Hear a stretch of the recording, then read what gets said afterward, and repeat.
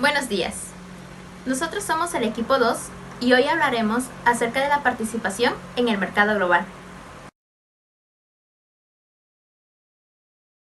La participación en el mercado global es un tema de suma importancia, ya que analizar los problemas que trascienden las fronteras de un país nos permite entender de mejor forma la economía internacional. Para lograr entender este concepto, es importante tener en cuenta dos puntos. El primero es la integración económica. Esto sucede cuando un país decide derribar sus barreras comerciales para poder hacer acuerdos con otras naciones. Al haber integración económica, pueden haber muchas más oportunidades y beneficios para los países que participan entre ellas. Una de estas es que se consigue un mercado comercial mucho más amplio. Además de que las naciones que están dispuestas a quitar sus barreras comerciales logran conseguir acuerdos con países que tienen un mayor desarrollo económico.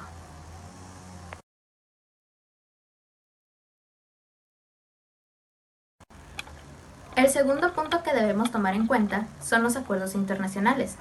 Estos también influyen, ya que cuando dos o más naciones deciden realizar transacciones comerciales entre ellos, es muy importante tener acuerdos que las regulen. Al tener estos acuerdos, se puede generar un ambiente de paz durante estas transacciones, logrando así que ambas tengan beneficios mutuos, además de seguir creciendo económicamente al haber un intercambio de bienes, productos y servicios. Para poder entender estos conceptos de mejor manera, mis compañeros les mostrarán un análisis teórico sobre cada uno de estos conceptos.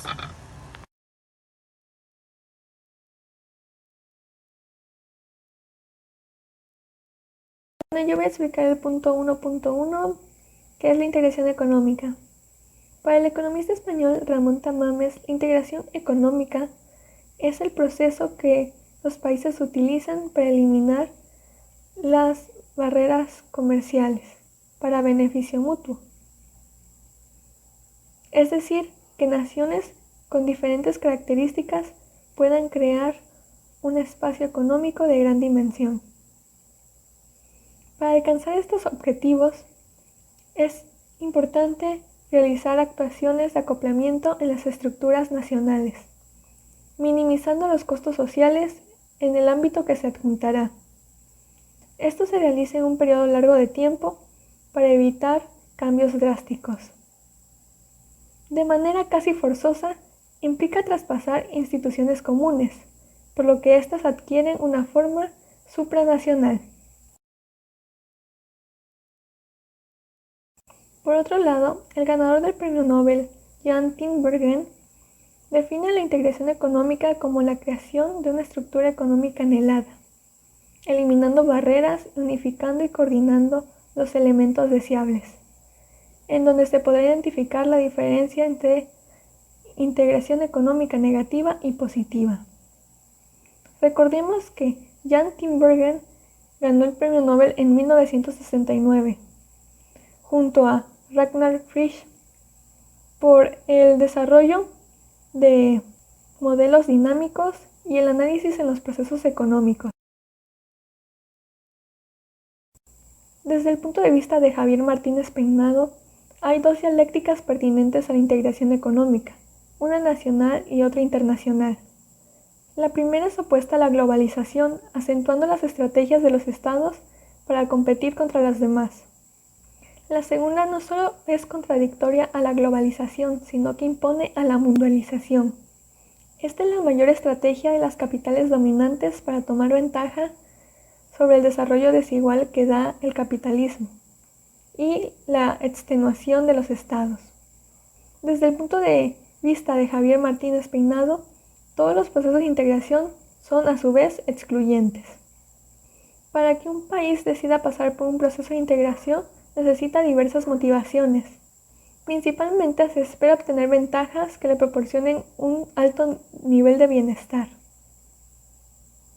Por otro lado, también existen razones diferentes a las económicas, como las políticas, las sociales o las estratégicas, pues comúnmente se ha visto a la integración económica como la expansión de la teoría del libre comercio. Por ello, si hay argumentos a favor del libre comercio, serían direccionados en defensa a la integración económica. Cabe recalcar que la integración económica no es lo mismo que el libre comercio, pues en el primero solo se prescinde las barreras entre los países miembros y no entre terceros. De manera que la integración económica es una manera de coordinar estrechamente a los países, originando una unión política. La integración genera un alto nivel de competencia entre los países miembros, por lo que estos aumentan la inversión y revitalizan la estructura de su economía. A continuación, presentaré los objetivos que se pueden recapitular de la siguiente manera. Preservar la paz y seguridad. Jurisdicción suficiente para determinar los términos de intercambio precios internacionales. Ganar autoridad para realizar negocios en los foros políticos internacionales y económicos. Seguro contra sucesos futuros como las guerras comerciales o la discriminación comercial. Y motivos puramente económicos. Todos ellos dirigidos al beneficio de los países miembros. Pero también se debe tomar en cuenta qué costo tendrá esta integración. Yo les voy a explicar lo que son las formas de integración económica. Como ya se entendió, la integración económica es un proceso y por lo tanto, este se va a dividir en fases. Las fases se ordenan de la siguiente manera, atendiendo su nivel de integración. En primer lugar, está el acuerdo de comercio preferencial. En segundo, la zona o área de libre comercio. En tercero, la unión aduanera. En cuarto, el mercado común. En quinto, la unión económica. Y en sexto, siendo el nivel más alto de integración económica, se encuentra la comunidad económica. Adentrándonos más a lo que es cada forma de integración económica, tenemos primeramente al acuerdo de comercio preferencial o también conocido como zona preferencial aduanera. Esta fase consiste únicamente en una reducción arancelaria a ciertas importaciones que provengan de los países integrados al acuerdo. Es decir, que lo único que se hace es reducir aranceles de cierto intercambio específico de productos entre los países que han integrado este acuerdo. Sin embargo, las políticas comerciales que se tengan con países externos a la integración se mantendrán de manera independiente y los efectos de los acuerdos preferenciales no aplicarán al intercambio que se tenga con estos. Cabe mencionar que al contar con políticas preferentes solo con algunos países, es posible que surjan complicaciones para las autoridades portuarias al momento de determinar qué bienes reciben las ventajas arancelarias, considerando que algunos pueden ser producidos parcial o totalmente en el exterior, a pesar de que provengan de estados pertenecientes al área de libre comercio. Es decir, por ejemplo, cierto país que pertenezca a una zona o área de libre comercio con México, obviamente sus productos tienen una entrada preferencial de aranceles al 0%, pero puede surgir el caso también que ese producto que está entrando de ese país que se menciona no fue totalmente producido en él, sino que puede que cierta parte de su producción sea de un país externo a la zona. Aquí es cuando surgen estas complicaciones de determinar si la ventaja arancelaria del acuerdo es aplicable. Para evitar la ocurrencia de estos casos y que surjan complicaciones para las autoridades portuarias, en los mismos acuerdos se establecen las medidas para la aplicación correcta de las ventajas arancelarias. Un ejemplo de esta podría ser cargar aranceles sobre los bienes que excedan el 50% de materiales incorporados provenientes de países externos a la integración. Para ejemplificar más lo que es una zona o área de libre comercio, podemos mencionar el acuerdo de tipo preferencial que tiene México con el Mercado Común del Sur, por sus siglas también conocido como Mercosur. Este acuerdo se denomina Acuerdo de Complementación Económica número 55 entre México y el Mercado Común del Sur. Consiste y va dirigido al libre comercio en el sector automotor y establece una preferencia arancelaria del 100%, solo cuando los bienes cumplan con ciertos requisitos de origen comprendidos en el acuerdo. La tercera fase es la unión aduanera. Esta ocurre cuando los países miembros del área de libre comercio establecen un arancel exterior común que aplica a los intercambios de bienes que tengan con países externos a la Unión. Es decir, que los países miembros de un área de libre comercio que ya han eliminado las cargas arancelarias entre el intercambio de bienes que tengan ellos, establecen aparte un arancel exterior común que aplica al intercambio de productos que tengan con países externos a la Unión. Cabe recalcar que esta unión existe únicamente para el libre tránsito de productos, excluyendo los otros factores de producción. Es así que la finalidad de una unión aduanera es lograr que los países miembros unifiquen sus políticas comerciales para evitar la entrada preferencial a productos provenientes de países externos a la Unión, los cuales anteriormente en las otras fases podían pagar menos aranceles al aprovecharse de las diferencias en las políticas comerciales que tuvieran los países miembros con los del exterior. De esta manera, la unión aduanera permite eliminar la implementación de controles fronterizos entre los países del área de libre comercio. También evita la entrada preferencial a productos de terceros. Y por último, permite que todos los miembros compartan la misma política exterior.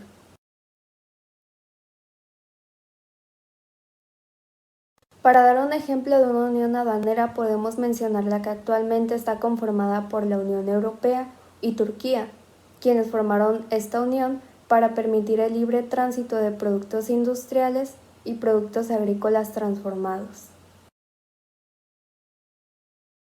La cuarta fase de integración económica es el mercado común. Para que exista uno, es necesario que ya se haya establecido una unión aduanera, pero que además de solamente permitir el libre tránsito de productos, también se permite el libre tránsito de todos los otros factores de producción, como los que se muestran aquí, que son la tierra, el trabajo, el capital y la tecnología. Es decir, que cuando existe un mercado común, no hay barreras que eviten la libre circulación o intercambio de bienes, servicios, personas y capitales entre los países miembros. Debido a que en esta fase hay una libertad de tránsito de todos los factores de producción, Roldán menciona que hay ciertos requisitos que se deben reunir para acordar un mercado común. Entre esos están las legislaciones laborales coherentes para la circulación de personas, es decir, de trabajadores y empresarios. También es necesario tener normas sanitarias para el control del intercambio de productos y servicios. Contar también con regulaciones para el mercado financiero y las transacciones entre países.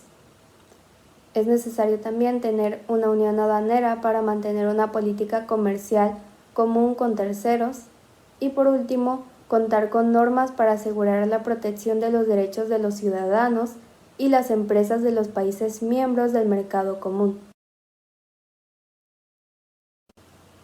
Como ejemplo de esta integración productiva tenemos al Mercado Común del Sur.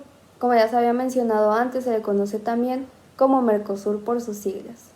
Este está conformado por países de Sudamérica y al ser un mercado común, cuenta con diversos acuerdos en materia comercial, política, laboral, migratoria, cultural, social, entre otros más. Los estados parte del Mercosur y que también fueron sus fundadores son Argentina, Brasil, Paraguay y Uruguay. Cabe mencionar que como dato adicional e información que se encuentra en la página oficial del Mercosur, la República Bolivariana de Venezuela se encuentra actualmente suspendida en todos los derechos y obligaciones inherentes a su condición como Estado parte del Mercosur, y que también el Estado plurinacional de Bolivia se encuentra en proceso de adhesión a este mercado. Sin embargo, se debe mencionar también que, a pesar de que la unión de mercado trae grandes beneficios para los países miembros, tanto que permite que su mercado sea más amplio y tenga mayor competencia, Es un hecho que también algunos de estos países tienden a sacrificar su libertad individual para lograr acuerdos comerciales con otros. La quinta fase es la unión económica. Esta es una de las fases más avanzadas de integración, en la que en adición a un mercado común, los países miembros coordinan sus políticas fiscales y monetarias, derivando de esta unión económica una unión monetaria, es decir, que se logra la circulación de una moneda única como medio de pago para los países miembros. La finalidad de esta unión económica es alcanzar un estado de convergencia y unificación entre los países miembros. Para demostrar lo que es una unión económica, vamos a retomar de ejemplo a la Unión Europea, ya que esta es una zona que ha logrado tal unificación, tanto así que consiguió la creación del euro como la moneda única de los países miembros de la Unión. La gran mayoría de los 27 países que conforman a la Unión Europea han adoptado como su moneda el euro, a excepción de algunos países que están en preparaciones para adoptar dicha moneda. Tal es el caso de Bulgaria, Croacia, Rumania y Suecia, quienes actualmente se encuentran en compromiso de adoptar esta moneda cuando se encuentren en las condiciones ideales para hacerlo. En el caso de Hungría, Polonia y Chequia, estas naciones se encuentran en proceso de adhesión y el único país de la Unión Europea que no utiliza el euro es Dinamarca. Esta nación ha negociado una cláusula de exclusión voluntaria del euro y por lo tanto no está obligada a introducirlo. Por último, tenemos a la Comunidad Económica o Integración Económica Total. Esta es la etapa final de la integración económica y la más avanzada. Esta ocurre cuando dos o más países fusionan sus economías y logran una unificación monetaria, fiscal, cambiaria, social, entre otras. Esta comunidad económica implica la creación de una autoridad supranacional, quien se encargará de tomar decisiones económicas que tendrán efecto en los países miembros de dicha comunidad. En la actualidad, la economía de países más integrada es la de la Unión Europea y su eurozona. Esta es una asociación económica y política única en su género y está compuesta por 27 países europeos que abarcan juntos gran parte del continente. Al ser una comunidad económica, cuentan con una autoridad supranacional y obviamente también cuentan con la circulación de una moneda única para los países de la zona. Hasta aquí culmina lo que son las formas de integración económica.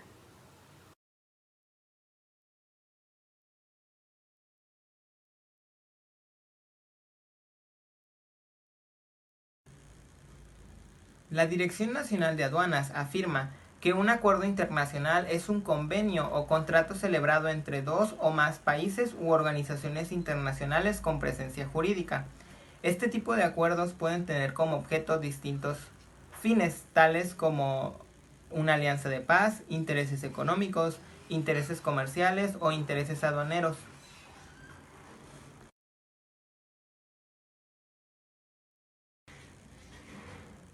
Por otro lado, el Diccionario Panhispánico del Español Jurídico nos dice que un acuerdo internacional es aquel acuerdo al que se suscriben sujetos del derecho internacional, tales como países u organizaciones internacionales.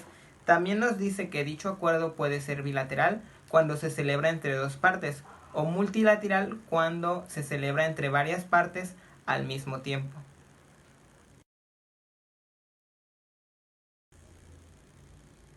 La Universidad de Estudios Avanzados nos recalca la importancia de mantener las mejores relaciones entre los países, no solamente con los países vecinos, sino con los de todo el mundo.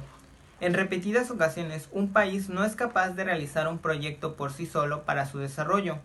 Es por ello que la mejor solución es la labor conjunta entre los diversos países que comparten los mismos intereses o pretenden llegar a un mismo objetivo en común. De esta manera, la mejor solución es a través de un acuerdo internacional.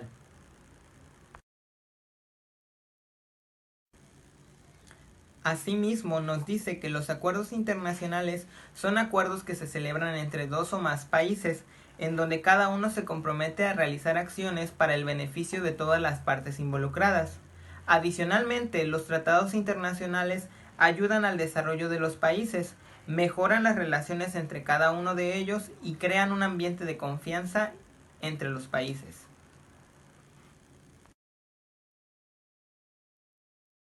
Como ya se mencionó, un acuerdo internacional es un convenio que se firma entre dos o más países. Sin embargo, es muy común que este término se confunda con el de los tratados internacionales. Y aunque ciertamente ambos tienen gran relación, pues van prácticamente de la mano, es muy importante que no se confundan, ya que en el derecho internacional un tratado es la forma en la que se estructura el acuerdo, es decir, es el documento en el cual se detallan todas las especificaciones del acuerdo internacional. Los acuerdos internacionales tienen como principal objetivo establecer normas para todos los países involucrados con la finalidad de que todos obtengan un beneficio. Por lo tanto, todos los países que vayan a firmar un acuerdo internacional deberán conocer y estar totalmente de acuerdo en todas las disposiciones que vayan a pactarse, ya que estas no solamente les van a causar derechos, sino también obligaciones que todos deberán cumplir sin excepción alguna. Esto se podría decir que es el principal objetivo que buscan los acuerdos, establecer normas de común acuerdo y que todos se beneficien de estas. Por otro lado, los acuerdos también buscan mejorar los canales de comercio entre países, es decir, buscan establecer normas que permitan que exista una mayor y mejor relación comercial entre los países para que estos puedan intercambiar sus bienes y sus servicios sin problema alguno. Una de las principales estrategias para lograr esto es eliminar los aranceles de las exportaciones y las importaciones, lo que permitiría que existiera un comercio más libre. Todas estas estrategias buscan mejorar la prosperidad de los países, es decir, aumentar su riqueza económica y también su competencia. Asimismo, buscan aumentar la producción de los países, atraer las inversiones al dar seguridad jurídica a los inversionistas y también evitar la evasión fiscal. Por lo tanto, podemos decir que los acuerdos internacionales son fundamentales para mejorar el comercio entre los diferentes países del mundo, y no solo el comercio, sino también sus relaciones económicas. En ese sentido, algunos de los principales beneficios que los acuerdos internacionales generan son el acceso a mercados más amplios, ya que al aumentar los canales de comercio, tendríamos acceso a un mayor número de mercados. La competitividad de los países también aumenta y por lo tanto tenemos acceso a una mayor cantidad de productos y servicios. Otro de los beneficios es la desaparición de las barreras comerciales entre los países, lo que permite que haya un comercio más libre, y también es posible que haya un mayor intercambio de tecnología de un país a otro.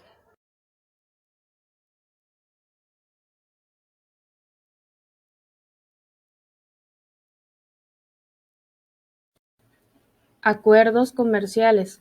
Se da a entender como pacto o negociación entre dos o más países con el objetivo de amortizar intereses en materia de comercio e incrementar los intercambios entre las partes firmantes. Acuerdos preferenciales. Son los acuerdos comerciales realizados entre dos o más países donde acuerdan conceder ventajas comerciales. Regularmente se refiere a rebajas de aranceles o cuotas de importación. Estos se aplican a los productos derivados de los países involucrados.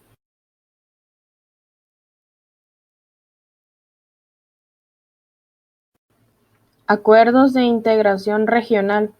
Tienen por objetivo eliminar las barreras económicas entre los mercados de los países. Acuerdos stand-by. Los acuerdos stand-by o de reserva permiten a los países negociar créditos con el Fondo Monetario Internacional y estos se muestran de acuerdo a la necesidad de estos países.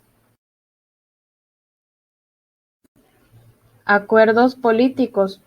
Estos son entendimientos informales o por escrito, realizados por dos o más grupos políticos, para realizar juntos un proyecto político que no podrían encarar en forma aislada. Acuerdos de paz. Es todo acuerdo donde las autoridades de dos o más países firman para detener conflictos entre estos mismos, donde se acuerda suspender ataques y respetarse entre sí.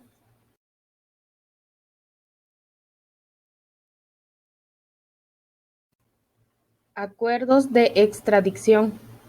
Es una colaboración internacional donde realizan un pacto para entregar un fugitivo o un delincuente a otro país, mientras que éste se encuentre en territorio de una nación, el cual será juzgado y se le impondrá una pena adecuada. Acuerdos sociales. Los acuerdos sociales son la expresión de la voluntad del grupo, la cual se cumplirá por mayoría de votos. Yo voy a explicar el artículo 1.2.2.1, que son los acuerdos comerciales. Primero, ¿qué es un acuerdo comercial? Un acuerdo comercial es un convenio entre dos o más partes de cara al desarrollo de una actividad económica común entre ellas. Este tipo de estrategia puede ser emprendida por empresas, organizaciones privadas o incluso naciones. En otras palabras, un acuerdo comercial es un tratado entre dos o más partícipes con el fin de incrementar el intercambio de bienes, servicios o inversiones entre ellos. De ese modo, cada uno busca sacar provecho para el desarrollo de su negocio.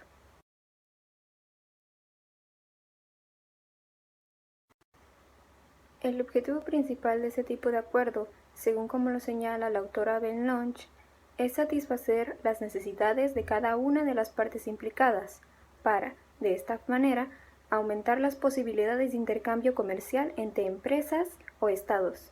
En el caso que se produjera algún tipo de cesión de soberanía entre las partes implicadas, se estaría hablando de integración económica y no de un acuerdo comercial.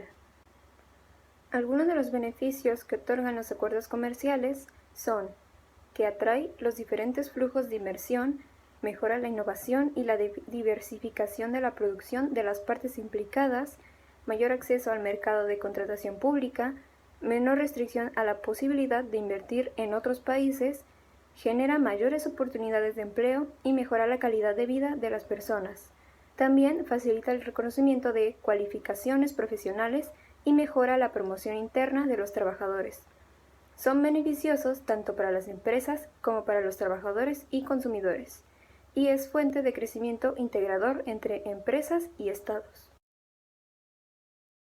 Como ya les explicó mi compañera lo que es el concepto de un acuerdo comercial, ahora yo les explicaré los acuerdos con los que cuenta México. Según la Secretaría de Economía 2015, México cuenta actualmente con más de 32 acuerdos para la promoción y protección recíproca de las inversiones, así como con 9 acuerdos de alcance limitado, dejando de lado lo que son los tratados de libre comercio, ya que eso lo veremos en temas más adelante. Durante todo este proceso se creó un control para llevar el registro de los acuerdos, ya fueran internacionales o interinstitucionales. El 22 de noviembre de 2012, mediante el artículo 29 del Reglamento Interior de la Secretaría de Economía, publicado por medio del Diario Oficial de la Federación, especificaba que la Secretaría de Comercio Internacional tenía que llevar un registro estricto de los acuerdos que tenía México firmados. Todo esto con el objetivo de que tanto particulares como funcionarios estuvieran informados en cuanto a la materia comercial. A continuación, les daré a conocer algunos de los acuerdos comerciales que tiene firmado México. Uno de ellos sería el acuerdo bilateral con Argentina. ya que estos acuerdos, su redacción es un poco confusa. En pocas palabras, dentro de este se incluyen las preferencias arancelarias que se tienen entre ambos países. Así, a su vez, también tiene especificaciones en caso de que hubiera controversia entre ambos países, cómo se daría solución a estas, y asimismo se da a conocer cómo serían las consultas y negociaciones entre ambos.